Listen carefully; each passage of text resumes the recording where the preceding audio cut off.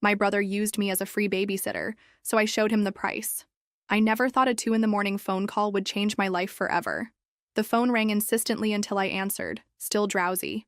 It was Marcus, my older brother, and his voice was loaded with desperation. "Sarah, I need your help." "I have no one else." He spoke quickly, almost whispering.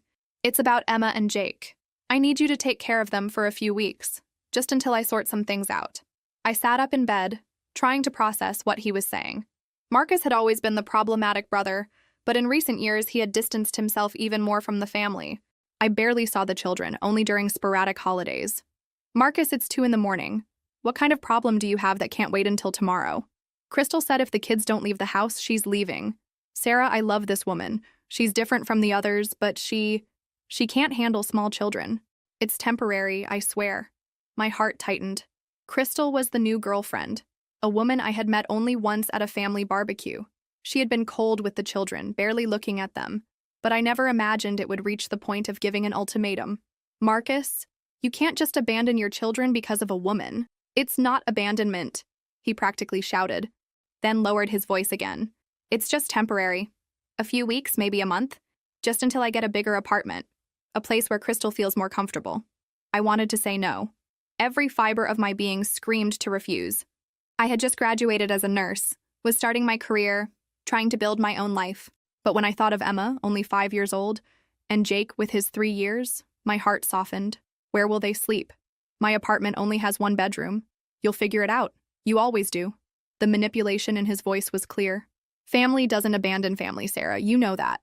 3 hours later, Marcus was at my door with 2 enormous suitcases and a colorful folder. The children were in the car, still in pajamas with sleepy and confused eyes. Emma was holding a worn teddy bear while Jake sucked his thumb. "Here's everything you need to know," Marcus said, handing me the folder. "Feeding schedules, bath routines, what shows they can watch. Emma can't eat chocolate after 4 in the afternoon, or she gets hyperactive. Jake still wears diapers at night." I opened the folder and my heart sank. It wasn't just instructions. It was a military schedule. Rigid timetables for everything, from when to wake up to when to sleep. A list of forbidden foods that took up an entire page. Rules about visits, about outings, about practically everything. "Marcus, this looks more like a work contract than instructions for taking care of children. This is how things work, Sarah. Children need structure." He was already heading for the door. "Oh, and cancel any commitments you have for the next weekends. The children can't stay with strangers." "Wait, what do you mean by weekends? I thought this was just during the week while you work." Marcus stopped at the door without turning around. "Crystal and I need time together. Relationships need care. Sarah, you'll understand when you find someone." And then he left, leaving 2 confused and scared children in my living room. Emma looked at me with big eyes and asked, "Where did Daddy go? When is he coming back?" I couldn't answer. Not because I didn't know what to say, but because a part of me already suspected that Marcus had no intention of coming back as soon as he had promised. The first 2 weeks were a hell I wasn't prepared to face. Emma and Jake arrived with clothes that smelled of mold and old food, as if they hadn't bathed in days. When I finally managed to get them in the shower, I was shocked by what I saw. Emma was visibly thinner than I remembered, her ribs protruding under pale skin. Jake seemed lost, looking around my apartment as if he were on an alien planet. But what worried me most were the marks. Small bruises on Emma's arms, some already yellowed, others still purple. When I asked about them, she lowered her eyes and mumbled, "I fell down the stairs. Daddy said I'm clumsy." Jake practically didn't speak. At 3 years old, he should be chattering nonstop, asking questions about everything. Instead, he would shrink every time I raised my voice, even if it was just to call him for dinner. On the first night, Emma cried for 2 straight hours. I tried everything, stories, songs, even let her watch television in my bed. Nothing worked. "I want to go home," she sobbed. "I want my daddy. He'll be back soon, sweetheart. He just needed to sort out some things." But when I called Marcus the next day, the number he had left was disconnected. I tried the old number I had saved, also out of service. I sent messages on Facebook, emails, even tried calling some mutual acquaintances. Nothing. That's when I discovered the first lie. Emma should be in preschool, but when I called to confirm the schedule, the secretary told me she had never been enrolled. Jake also wasn't in any little school or daycare. "What do you mean they're not enrolled?" I asked Emma during breakfast. "Daddy said school is a waste of time. That Crystal will teach us at home. She played with the cereal in the milk, clearly uncomfortable. But Crystal doesn't like it when we ask questions. My blood froze. Crystal lives with you? Emma nodded, still looking at her plate. She sleeps in Daddy's room. She screams a lot. She said children make too much noise and we need to learn to be quiet. That afternoon, Mrs. Henderson, my 70-year-old neighbor, knocked on my door with a plate of cookies. Dear, excuse me for intruding, but are these your brother's children? She looked at Emma and Jake, who were watching cartoons on television. I saw them a few times when I visited you, but they seem different. Different how? Mrs. Henderson lowered her voice. Thinner and scared. The girl greeted me yesterday in the hallway, but when I smiled back, she hid behind you as if she expected to be scolded. This observation hit me like a punch in the stomach. It was true. The children behaved as if they were constantly expecting punishment for something. Mrs. Henderson, can I ask you a strange question? Did you by any chance see my brother leaving here in the early morning about 2 weeks ago? She frowned, thoughtful. Now that you mention it, yes, I did. He left with a blonde woman carrying suitcases. It was quite late, maybe 3 in the morning. I thought it was strange, because the children weren't with them. My world collapsed. Marcus hadn't left the next morning as I thought. He had fled in the dead of night, leaving the children sleeping on my couch, without even saying goodbye to them. That night, after Emma and Jake finally fell asleep, I sat on the bathroom floor and cried. They weren't tears of sadness. They were of pure rage. How could someone abandon their own children? How had I been so naive as to believe he would come back? But more than that, I was terrified. Because looking at those 2 traumatized children, I knew there was no going back. They were my responsibility now, whether I wanted it or not. The next morning, I called the nearest pediatric clinic and made emergency appointments for Emma and Jake. Dr. Martinez, a gentle man in his 50s, examined the children with meticulous care. When was their last appointment? He asked, flipping through the empty files. I'm not sure. I'm their aunt. I'm taking care of them temporarily. Dr. Martinez nodded, but I could see the concern in his eyes. He measured and weighed the children, did basic exams, and then asked to speak with me privately. Miss Sarah, I need to be direct with you. These children are severely malnourished. Emma should weigh at least 15 kilos for her age. She has 12. Jake should be speaking in complete sentences, but his vocabulary is that of a 2-year-old child. My heart raced. You mean they're sick? Not exactly sick, but definitely neglected. The bruises on Emma. She told me she fell down the stairs 3 times this month. It's possible, but statistically unlikely. He paused. Can I ask about the family situation? I told him everything. About Marcus disappearing. About Crystal. About the lies. Dr. Martinez listened in silence, taking notes. I recommend you seek a psychological evaluation for both. And I need to be honest. If I suspect ongoing abuse, I'm required by law to report to social services. Do you think they were abused? I think they were neglected, which is a form of abuse. The question is, how severe was this negligence? That night, while bathing Jake, he said his first complete sentence since he arrived. Sarah, are you going away too? My heart broke. No, sweetheart. I'm not going away. Daddy said he was coming back. Mommy said that too. Jake played with a rubber duck, avoiding my gaze. They always say they're coming back. What, Mommy, Jake? Do you remember your mommy? He nodded. Mommy Jenny. She had hair like Emma's. Daddy said she went away because she didn't like us. Jennifer, Marcus's ex-wife.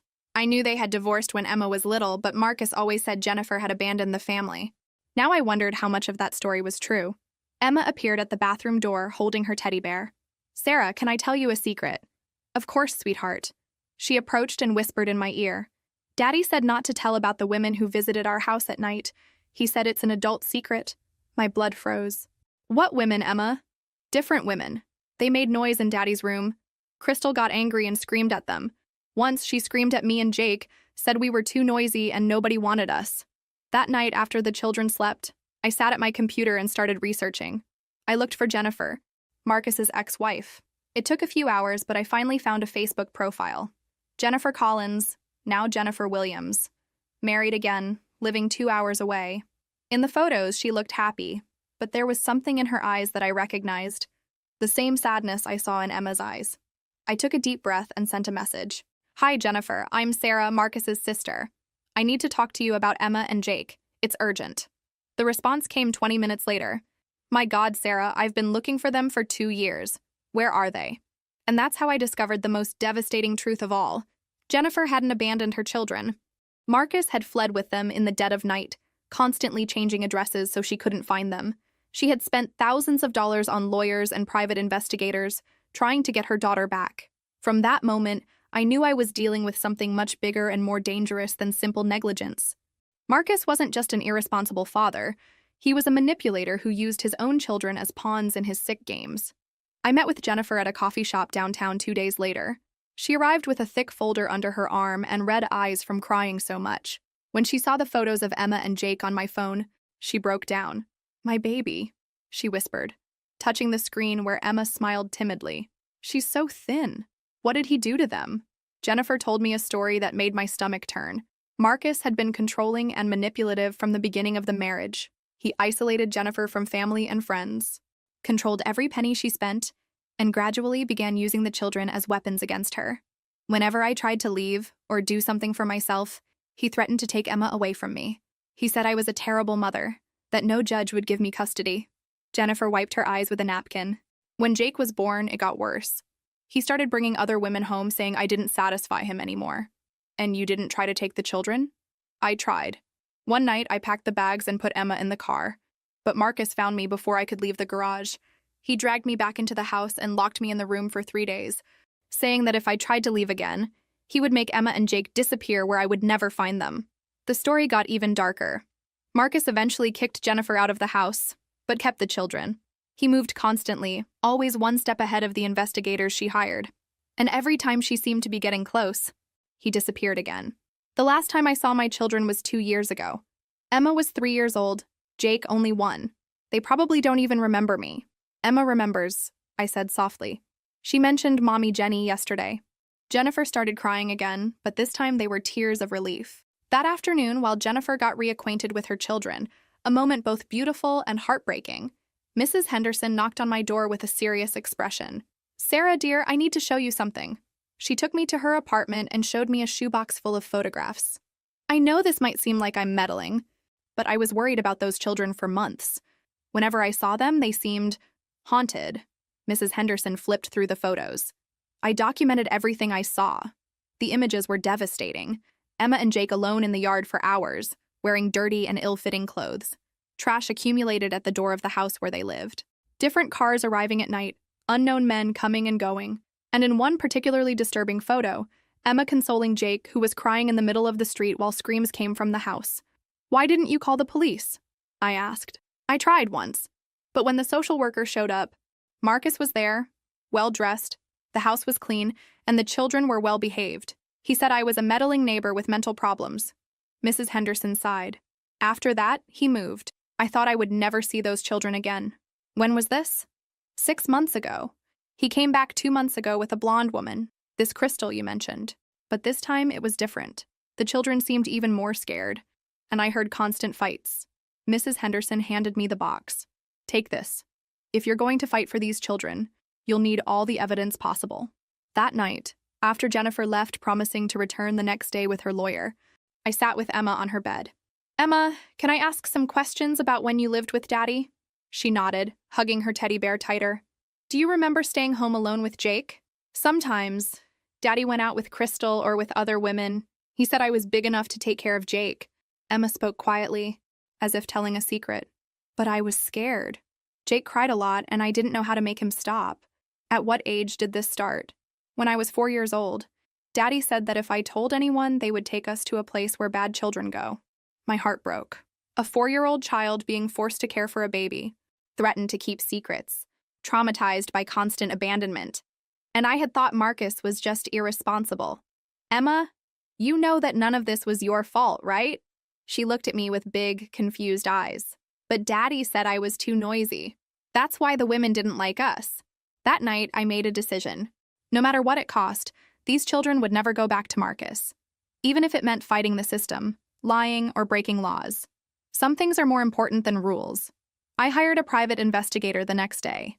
Detective Williams was a serious man in his 40s, a former police officer who now specialized in family custody cases. When I showed him Mrs. Henderson's photos and told the complete story, he nodded gravely. "I've seen cases like this before.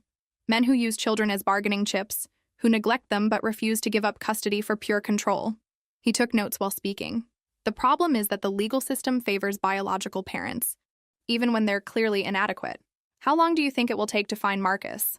Not long. Men like him leave trails, especially when they're spending money they don't have. Detective Williams closed his notepad. But I need to warn you, when we find him, things could get ugly. Men like Marcus don't like losing control. He was right. In less than a week, Detective Williams called me with news. I found your brother. He's in Las Vegas, staying at the Bellagio with this Crystal. And Sarah, you need to sit down to hear this. Marcus wasn't just solving financial problems. He was living like a king, spending money on gambling, expensive restaurants, and shows. His social media showed a life of luxury. Photos in casinos, at five-star hotel poolsides, at restaurants that cost more in one night than I earned in a week. How is he paying for all this? I asked. That's the interesting part. He's collecting government benefits as a struggling single father. Food assistance, subsidized housing, pension for children in need, all based on the lie that he's taking care of 2 small children alone. My blood boiled. Marcus was literally profiting from abandoning his own children. There's more, Detective Williams continued. He's done this before. 2 years ago, he had another child with an ex-girlfriend named Rebecca. When the baby was born, Marcus disappeared. The child is now being raised by the paternal grandparents, and Rebecca is suing Marcus for child support. How many children does he have? At least 3 that I could document. There could be more. That night, I called Rebecca. She told me a terribly familiar story. Marcus promising change, then disappearing when the reality of parenthood became inconvenient. He said he wanted a family, Rebecca cried on the phone, said he was ready to settle down. But when our son was born, he started complaining that the baby cried too much, was too expensive, that it was ruining his relationship with a new girlfriend. Did he just disappear? Worse. He took all the baby shower gifts, the money my family had given to help, even the stroller and crib. He left my son with nothing and disappeared in the dead of night. Every story I heard painted a darker picture. Marcus wasn't just a negligent father. He was a predator who used relationships and children as sources of income. He manipulated women into getting pregnant, collected money and gifts, and then disappeared when responsibility became inconvenient. But the most shocking discovery came when Detective Williams showed me the bank accounts he had managed to trace. Sarah, your brother moved more than $50,000 in the last 6 months. Fraudulent benefits, money borrowed from women he was dating, even a loan he got using Emma as a dependent. He's literally selling his own children, I whispered. Essentially, yes. And there's more. Crystal isn't just a passive girlfriend in all this. She's an accomplice. She helped him create false identities to get more benefits. And there's evidence that she's pressuring Marcus to get rid of the children permanently. What do you mean by get rid of? Detective Williams showed me screenshots of conversations he had obtained, messages between Marcus and Crystal discussing how to make Sarah assume total responsibility while they continued collecting benefits. They're planning to permanently abandon the children with you? I asked, incredulous. It seems so. And Sarah, they know you have the children. Marcus hired someone to track you. He's coming back to town, not to get the children, but to force you to assume legal custody while he maintains parental rights and benefits. That night, I changed all the locks on my apartment and installed security cameras, because I knew the real battle was just beginning. Marcus showed up at my door 3 days later, and he wasn't alone. Crystal was with him, along with 2 men I didn't recognize. Big, intimidating, clearly there to cause fear. But Crystal stayed in the car, refusing to even get out of the vehicle. "Where are my children?" Marcus shouted through the door. "You have no right to keep them away from me." I had already instructed Emma and Jake about what to do if Daddy showed up. They were hidden in the back room with headphones, watching cartoons, while Mrs. Henderson had discreetly called the police from her apartment. "Marcus, you abandoned these children a month ago," I shouted back. "You can't just show up and demand them back." "I didn't abandon anyone. I was solving our financial situation, arranging a better place for all of us to live." His hypocrisy made me see red. Solving financial situation at the Bellagio? Living in 5-star hotels while your children were malnourished and traumatized? There was silence on the other side of the door. Then Crystal shouted from the car, "Look here, you meddling bitch. These children are interfering with our life. Marcus and I have plans, and these brats aren't part of them." "Crystal, shut up," Marcus hissed. But she continued shouting, "No, Marcus. I'm tired of this charade. You said you were going to make her assume total responsibility for them. That you would find a way to keep the benefits without having to deal with the children. My blood froze.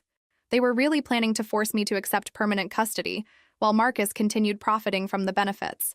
What kind of deal do you have in mind, Marcus? I asked, trying to keep Crystal talking.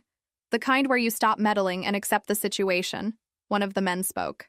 Look, lady, Marcus is the legal father. He can put these children anywhere he wants. You should be grateful he's letting them stay with you instead of sending them to an orphanage. That's when I heard the most terrible sound of my life. Emma screaming from the room. She had heard familiar voices and was terrified. Please don't take me back, she cried. Sarah, don't let them take me. Something inside me broke. I opened the door all at once, facing Marcus eye to eye for the first time in months. Did you hear that?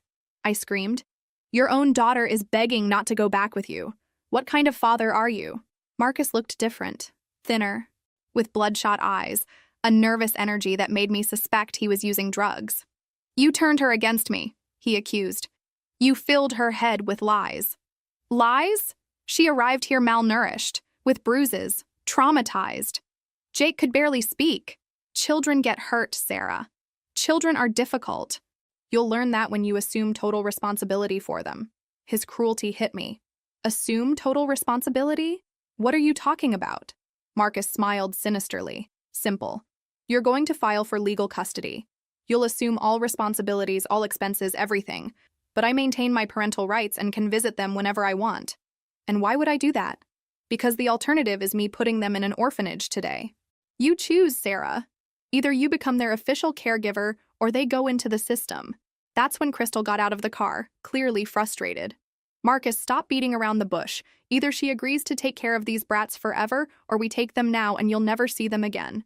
It's that simple. Emma and Jake came running out of the room, hiding behind me.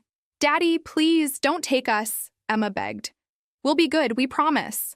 The pain in her voice must have touched something in Marcus, because for a moment he seemed to hesitate. But then Crystal spoke again.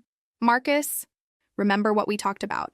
If she doesn't agree to assume legal custody, we simply disappear with the children. You keep receiving the benefits and never have to worry about them again. That's when I realized the complete and horrible truth. Marcus didn't want the children back. He wanted to blackmail me into assuming legal responsibility while he maintained control and profit. And it was at that moment that the police finally arrived. Officer Martinez was the first to enter, followed by 3 other police officers. The scene must have seemed surreal. Marcus and 2 big men intimidating a woman, 2 small children crying, Crystal screaming about parental rights. Everyone with their hands where I can see them, Officer Martinez ordered. Marcus immediately tried to play the victim. Officer, thank you for coming. My sister is preventing me from seeing my children. I just want to resolve this situation in the best way for everyone. That's not true, Emma screamed, running to the policeman. Daddy wants Sarah to take care of us forever. But he still wants to receive money for us. Officer Martinez crouched down to Emma's level. Calm down, princess. No one is going to hurt you. Can you tell me what you heard?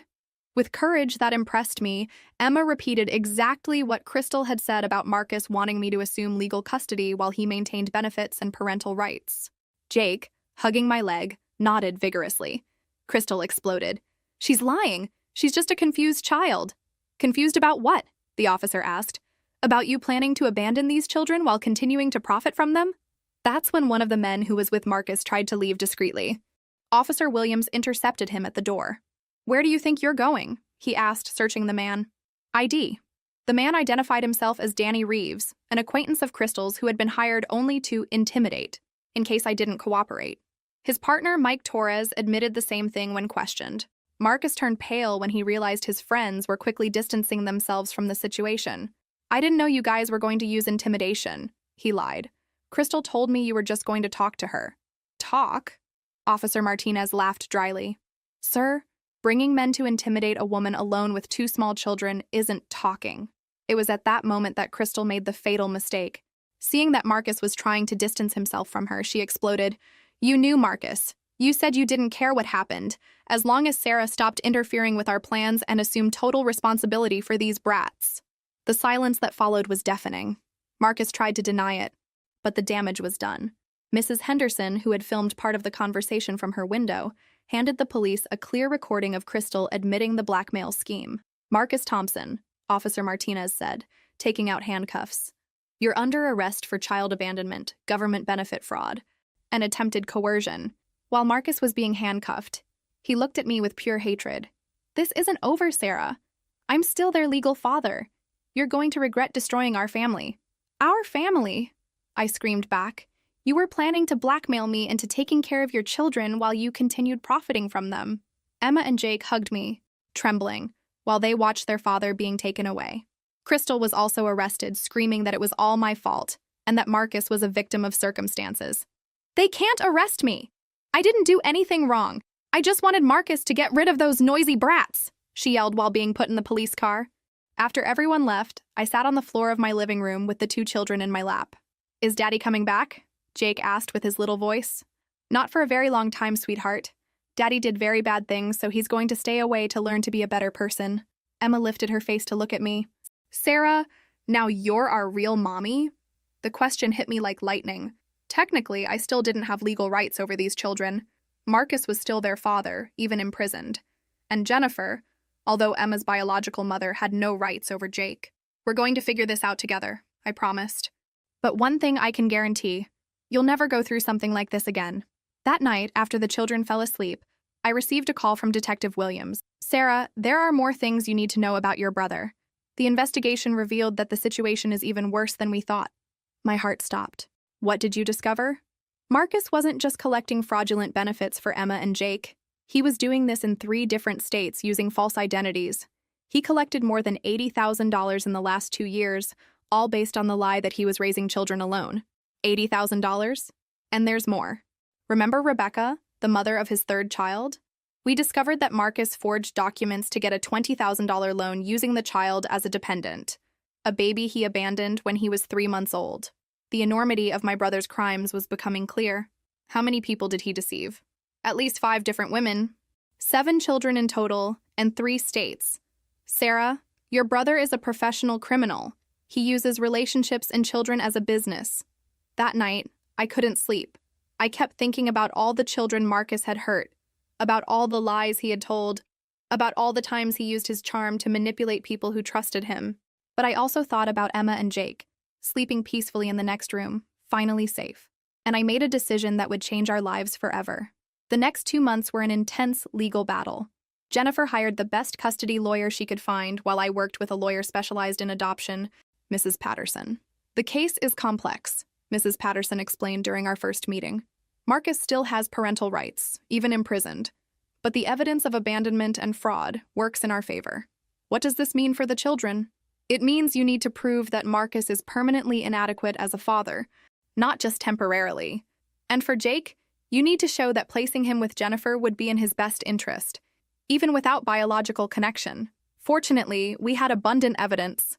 Detective Williams had discovered that Marcus owed more than $100,000 in gambling debts.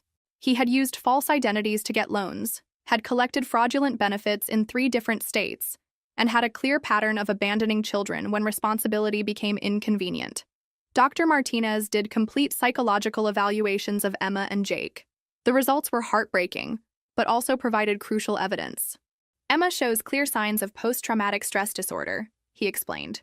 Nightmares, separation anxiety, fear of abandonment. Jake has significant delay in speech development and social skills, probably due to trauma and prolonged neglect. But he also had good news. Both children showed dramatic improvement in the last 8 weeks. Emma gained weight, is sleeping better, and started demonstrating age-appropriate behaviors. Jake is talking more and showing developmental milestones that were delayed. What caused this change? Stability, consistent care, adequate nutrition, and a safe environment. Sarah, you literally saved these children. The preliminary hearing was scheduled for a Thursday morning. Marcus appeared handcuffed, wearing an orange prison uniform. He had lost even more weight and looked sick, probably due to drug and alcohol withdrawal. Jennifer was there, sitting next to me, holding my hand while we waited. She had spent the last weeks reconnecting with Emma, and it was beautiful to see the bond between mother and daughter gradually rebuilding. When Emma was called to testify, I held my breath. The judge, a gentleman named Judge Harrison, crouched down to her level. Emma, do you know why we're here? She nodded seriously. To decide where me and Jake are going to live forever. And where would you like to live? With Sarah and Mommy Jenny, she said without hesitation. They love us. They give us food every time we're hungry and don't scream at us when we ask questions. Do you want to live with your daddy? Emma looked at Marcus, who tried to smile at her, but instead of running to him, she shrank and hid behind the judge's chair. Daddy did bad things, she said quietly. He left us alone many times, and Crystal screamed that we were too noisy. I don't want to go back there. Emma, do you remember being hungry when you lived with Daddy? She nodded vigorously. Sometimes there was no food in the house. Daddy said I was big and could take care of Jake, but I didn't know how to make food. Jake cried a lot when he was hungry. Judge Harrison asked a few more gentle questions, all painting a devastating picture of neglect and abandonment. When it was Jake's turn, he simply hid behind me and refused to talk to anyone, except to whisper, "I want to stay with Sarah," when the judge asked where he would like to live. Marcus finally had his chance to speak. He tried to portray himself as a father who had made mistakes, but who was changing his life and learning to be better. Judge Harrison, I admit I made mistakes, but these are my children. I love them and they need their father. Sarah did a wonderful job taking care of them temporarily, but a father cannot be replaced. Mr. Thompson, Judge Harrison said coldly, you abandoned these children for 2 months, collected fraudulent benefits using them as dependents while they lived with someone else, and tried to blackmail your sister into assuming legal custody while you maintained control. How do you explain this? Marcus tried to deflect blame. I was going through a difficult period, Your Honor. Crystal made me believe the children would be better off with Sarah temporarily. I never wanted to abandon them permanently. Then why did you try to force your sister to assume legal custody while you maintained parental rights? Marcus stuttered, clearly not expecting this direct question. I thought it would be better for the children to have legal stability, but I still wanted to be part of their lives. While continuing to collect benefits based on the lie that you were caring for them? Marcus's silence was deafening. Judge Harrison leaned forward. Mr. Thompson, in 20 years on the bench, I have rarely seen such a clear case of calculated abandonment and exploitation of minors. You not only neglected your parental responsibilities, but actively profited from that negligence. The judge's words echoed through the courtroom. Marcus tried to protest, but Judge Harrison raised his hand to silence him. Based on the evidence presented, including the children's testimony, medical documentation of neglect, evidence of benefit fraud, and the established pattern of abandonment, this court permanently terminates Marcus Thompson's parental rights over Emma and Jake Thompson. The gavel struck, and I felt as if a gigantic weight had been lifted from my shoulders. Emma and Jake were finally safe. 2 years later, our life had completely transformed. Jennifer got full custody of Emma, and I officially adopted Jake. But the most important thing was that the children remained together as siblings. We bought houses on the same block so Emma and Jake could see each other every day. Mrs. Henderson moved to an apartment next to my house. She had become the official grandmother the children never had. Emma was flourishing at school. She had recovered all the lost weight and was at the appropriate reading level for her age. More importantly, she was smiling again. Not just polite smiles, but genuine laughter of a happy child. Jake had made even more dramatic progress. With speech therapy and lots of love, he now spoke in complete sentences and was even starting to tell silly jokes that made Emma laugh. His nightmares had stopped, and he no longer flinched when voices were raised. "Mommy Sarah," Jake said one morning, while we ate pancakes at breakfast. "Can I tell you something?" "Of course, sweetheart. What is it?" "I almost don't remember how it was before. Have you always been here?" My heart broke and healed at the same time. "No, my love, but I'll always be here from now on." Emma, who was visiting for the weekend, looked up from her plate. "Sarah, do you regret helping us? I know your life became very different because of us." I held her face in my hands. "Emma, sweetheart, you didn't change my life. You made it complete. I don't regret anything." And it was true. Yes, my life had changed drastically. Yes, I had lost freedoms that single people in their 20s have. But looking at these 2 children, who were now truly my children, I knew I had made the right decision. Marcus was still in prison, serving a 5-year sentence for benefit fraud and child abandonment. Crystal had been deported after they discovered she was in the country illegally and had helped Marcus with the frauds. Neither had tried to contact us. Jennifer and I became more than allies. We became true friends and co-mothers. We worked together to give the children the stability and love they deserved. One afternoon, while we watched Emma and Jake playing in the yard, they were building a pillow fort and laughing like children should laugh. Jennifer turned to me. "Sarah, can I ask you a personal question?" "Of course. Do you ever think about how your life would be if Marcus had never called that night?" I thought for a moment, watching Jake teach Emma how to stack cushions. "Sometimes, But then I look at them and realize this was always the life I was supposed to have. Marcus thought he was using me as a free babysitter, but actually, he gave me the greatest gifts of my life. How so? He taught me that family isn't about blood. It's about who you choose to love and protect. He showed me that I'm stronger than I ever imagined. And most importantly, he brought me Emma and Jake. Jennifer smiled, tears in her eyes. You know they saved you as much as you saved them, right? She was right. Before Emma and Jake, I was just existing. Working, paying bills, going through the motions of adult life. But caring for them gave me purpose, made me grow in ways I never imagined possible. That night, after Jake fell asleep, I sat in his room watching him sleep peacefully. No more nightmares, no more waking up screaming, no more fear that someone would abandon him again. Thank you, I whispered to the universe. Thank you for allowing me to be his mother. Jake moved a little and mumbled in his sleep. I love you, Mommy Sarah. And in that moment, I knew I had won. Marcus had tried to use me, had tried to blackmail me, had tried to turn me into a free babysitter forever. But in the end, he had given me something that all the money in the world couldn't buy. A true family. The price he paid for trying to exploit me was losing his children forever. The price I paid for defending them was gaining unconditional love that would last a lifetime. And when I weighed everything, I knew who had made the better deal. Marcus was right about one thing. Family is forever. He just didn't understand that true family isn't about blood or blackmail or control. It's about love, sacrifice, and being present when the people you love most need you. Emma and Jake taught me that the greatest price you can pay for someone isn't money. It's giving your heart completely, knowing they'll take care of it as if it were the most precious treasure in the world. And that was a price I was more than willing to pay. Did you enjoy the story? Don't forget to subscribe to the channel and activate the notification bell so you don't miss more stories like this. Until the next story. My husband doesn't touch me on our wedding night.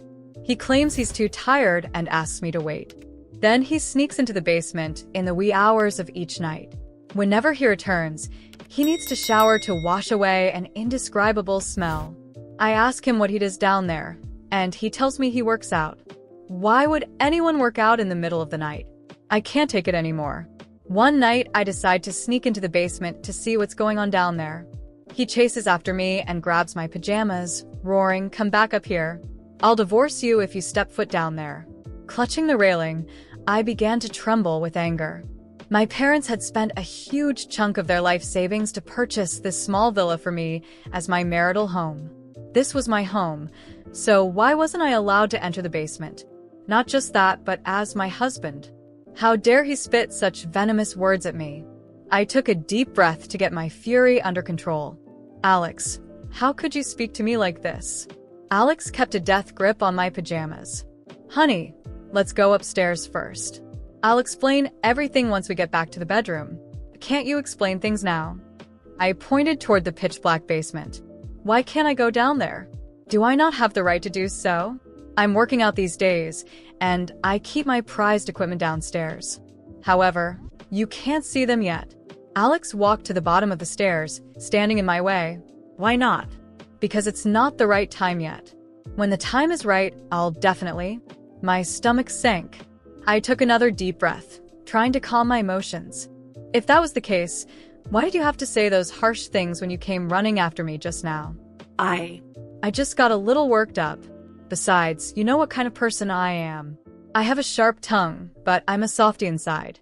Chuckling coldly, I turned to walk upstairs as if a man was capable of having a sharp tongue and a soft heart. Fine. I'd wait until he went to work tomorrow to go downstairs and find out what was going on.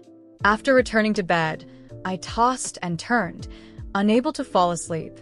Something fishy was going on in the basement, and it must be something big. Could Alex be hiding a shameful secret? I turned to look at him. It seemed like he wasn't able to fall asleep either. He stared at the ceiling with his eyes wide open, looking like there was something on his mind. The moonlight illuminated his defined side profile, making him look incredibly handsome. His muscular body made him look even more alluring. Thinking back to the time when he pursued me, I had been so excited and could hardly believe it. He was so handsome, while I was just a plain Jane. Just what did he like about me? He told me that he liked my gentleness and quietness, as well as my unique presence. I'd believed him. However, if that was true, then why did he now? After all, I was his young, sweet wife. We hadn't even made it past our honeymoon yet. Was this normal? At last, I couldn't hold back anymore. I reached out to caress his face. "What are you doing?" As if he'd been shocked, he rapidly shrunk back to his side, glaring at me with disgust.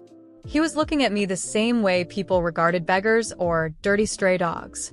Having come to a realization, I flipped over angrily. However, I couldn't swallow my rage. If he didn't have feelings for me, why did he pursue me? Why did he get into a relationship with me? With these thoughts in my head, I suddenly turned around again. Glowering at him, I said, "You said that we can't do it for now because of your health reasons, which I can understand. But all I did was touch you with my hands. Why did you react so drastically? I've told you countless times that I have a psychological disorder. I'm looking for a psychologist now, so you have to be patient and wait for me." Alex picked up his phone and gently patted my shoulder with it. "Honey, please wait for half a year longer. After 6 months, I promise I will love you properly." He couldn't even use his hands to touch me and had to do it with his phone. Was I that dirty? How could I believe his words? However, I didn't have any other choice but to wait for now. Sighing quietly, I flipped over. Come to think of it, I had given my husband everything since we started dating.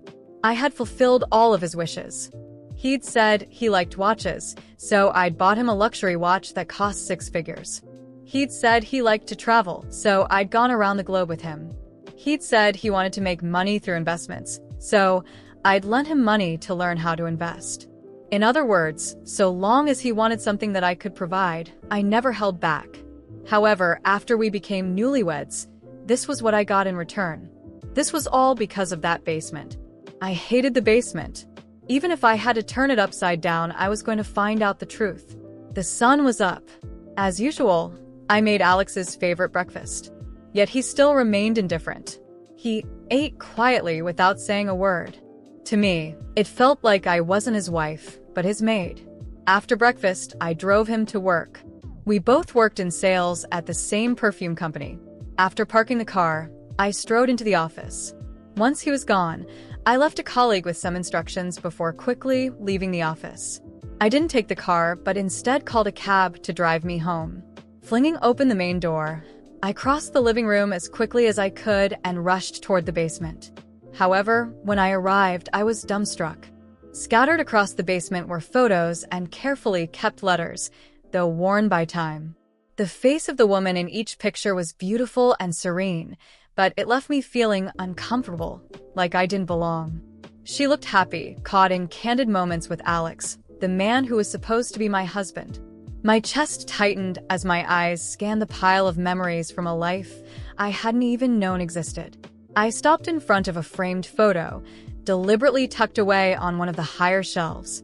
The frame was simple but well-maintained, as if he had taken care to preserve that moment.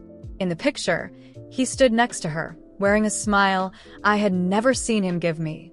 It was genuine, full of life, not the tired, forced smile he occasionally threw my way. Next to the photos, a pile of letters caught my eye. I picked one up with trembling hands and began to read. The handwriting was delicate and flowing, clearly from a woman deeply in love.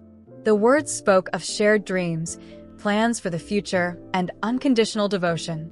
With every line, my heart shattered a little more. These were words Alex had never spoken to me. Worse yet, many of the letters had replies written on the back, in his handwriting. He had loved her too. I took a deep breath and continued to sift through the letters, growing more nauseous with every piece I read. It didn't take long to find the last ones. The hopeful, loving tone had turned into words filled with pain and goodbyes. They had broken up. But judging by this shrine in the basement, Alex had never truly let her go. Then I found it. A journal. The first pages were scribbled hastily, almost illegible, but the writing grew clearer as I flipped through it. I hesitated to open it, but curiosity and pain got the better of me. The words were raw, a disturbing reflection of the obsession he had for her. He wrote about how she was the only one who had ever understood him, how she gave his life meaning. But as I read further, I found something even more gut-wrenching. He wrote about me. Life put me with her. One entry read, She's not who I wanted. She never will be. But maybe I can come to terms with it over time. I felt my knees go weak. I wasn't his first choice. I was a consolation prize. Every gesture of affection, every kind word he'd ever given me, it was all an attempt to fill the void left by someone else. I kept reading, my breath heavy. Our wedding was a mistake. I should have waited. I can't deal with the idea of having a honeymoon with her. That was a dream I was supposed to live with Elena. That name, Elena, burned into my mind like a brand. Now I knew who she was, the woman who had occupied every corner of his heart while I struggled to find a place in his thoughts. Every line I read confirmed the same truth. Alex had never loved me. He was only running from the pain of losing Elena. It wasn't about me. He was broken, stuck in the past, and I was collateral damage in his inability to move forward. Then I heard footsteps upstairs. My body froze. He was home. Panic surged through me as I quickly closed the journal and put everything back where I'd found it, though my heartbeat was so loud it felt like he could hear it from the next room. I shut the basement door carefully and went up the stairs, trying to act as if nothing had happened. Alex found me in the hallway. "You're still here? I thought you went to work." His tone was neutral, but there was a suspicious glint in his eyes. I forced a smile. I wasn't feeling well, so I stayed home to rest. He nodded but studied me for a few seconds longer than usual before heading to the bedroom. I waited until the door closed before grabbing my phone and texting my closest friend. I needed a plan. I needed to leave. The rest of the day passed in silence. I pretended to be sick, but my mind was racing. He had used me. I was nothing but a ghost in his house, living in Elena's shadow. I couldn't decide what hurt more, the disdain he'd shown me, or the realization that he had made me believe I was the problem all along. That night, when Alex finally fell asleep, I slipped out of bed and returned to the basement. This time, I grabbed the journal and a few of the most revealing letters. This wasn't just about confronting him. I needed to protect myself. This wasn't love. This was cruelty. As I tucked the letters into my bag, I made a promise to myself. This wouldn't end here. I had already wasted too much time with a man who was incapable of loving me. The words from that diary still echoed in my mind as I decided what to do. I needed answers, and I knew exactly where to start.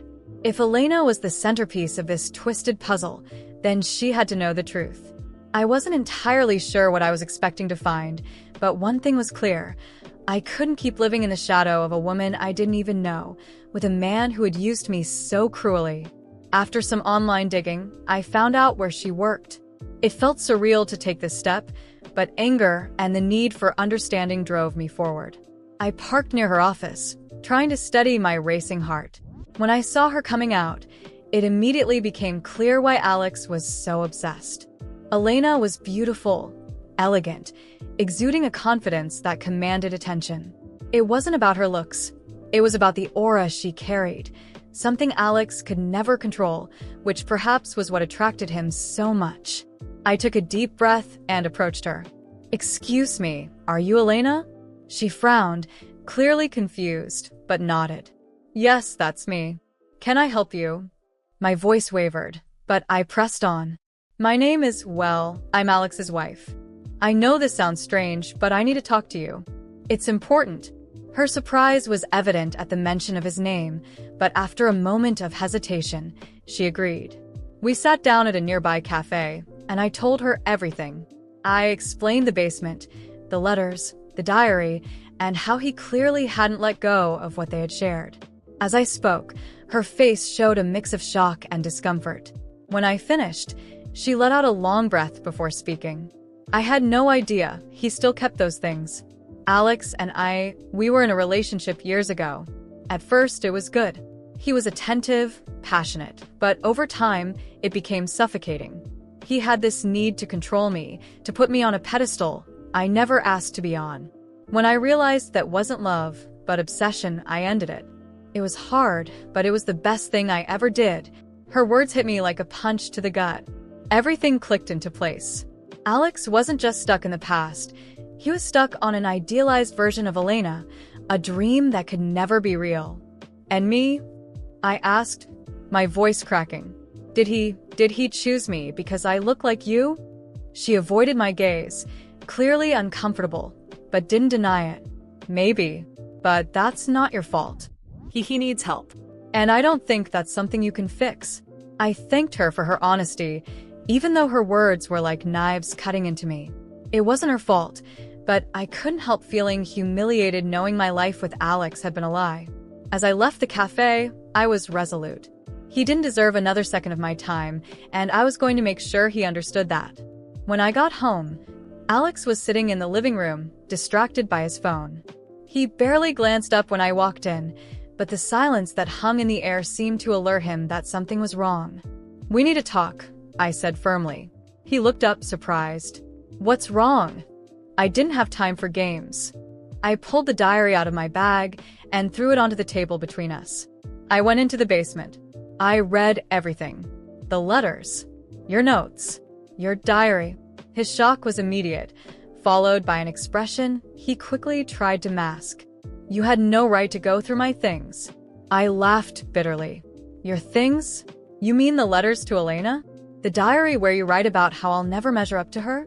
About how our marriage was a mistake because you couldn't wait for hers? He paled, unable to respond. I took advantage of a silence to continue. I spoke to her. That's right, Alex. I went to Elena. And do you know what she told me? That she ended things with you because you were obsessed, because you turned what you felt for her into something toxic. And now I'm just a replacement. A cheap stand-in for the woman you could never have. He tried to interrupt. That's not true. I held up a hand, cutting him off. Don't you dare lie to me. Not after everything. I was your wife. I gave you everything. I supported you, loved you, dedicated myself to this marriage. And what did I get in return? Disdain. Silence. And now I find out you only chose me because I reminded you of her. Alex lowered his head, as if he'd finally been defeated. I'm sorry. I laughed again, cold and full of contempt. No. You're not. And do you want to know something? This is exactly why she left you. Because you don't know how to love anyone except the fantasy you create in your head. You never saw me for who I am, Alex. And I refuse to spend another second of my life with someone as pathetic as you. He tried to say something, but I was already on my feet, heading to the bedroom to grab my things. I called a lawyer that same day. The divorce would be swift and final, leaving no room for second-guessing. In the end, Alex lost more than just a marriage. He lost any chance at redemption. While I rebuilt my life, he remained stuck in his past, alone with his memories and regrets. And honestly, he deserved every second of it.